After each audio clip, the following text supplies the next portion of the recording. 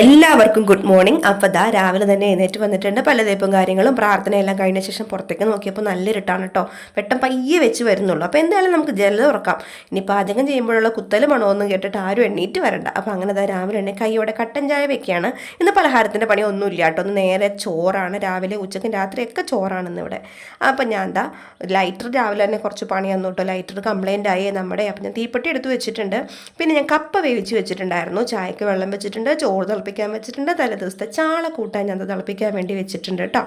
അങ്ങനെ ചേട്ടൻ എഴുന്നേറ്റ് വന്നിട്ടുണ്ടായിരുന്നു. അപ്പോൾ ചേട്ടനുള്ള കട്ടൻ ചായ ഞാൻ ആക്കി എടുത്തിട്ടുണ്ട്. അങ്ങനെ അവിടെ നിന്ന് ചാളക്കറിയൊക്കെ നന്നായിട്ട് തിളച്ചൊന്ന് പറ്റി വന്നപ്പോഴത്തേന് മോട്ടർ അടിച്ചു, ടാങ്കൊക്കെ നിറഞ്ഞു. ചേട്ടൻ വന്നിട്ട് എനിക്ക് പച്ചക്കറി കുറച്ചൊക്കെ അരിഞ്ഞ് സഹായിച്ചു തന്നു. പൊട്ടറ്റോ ഞാൻ സവാളയോ ഒന്നും ഇടാണ്ട് വെറുതെ പൊടികൾ മാത്രം ഇട്ടൊരു ഫ്രൈ പോലെ ആക്കി എടുത്തിട്ടുണ്ട്.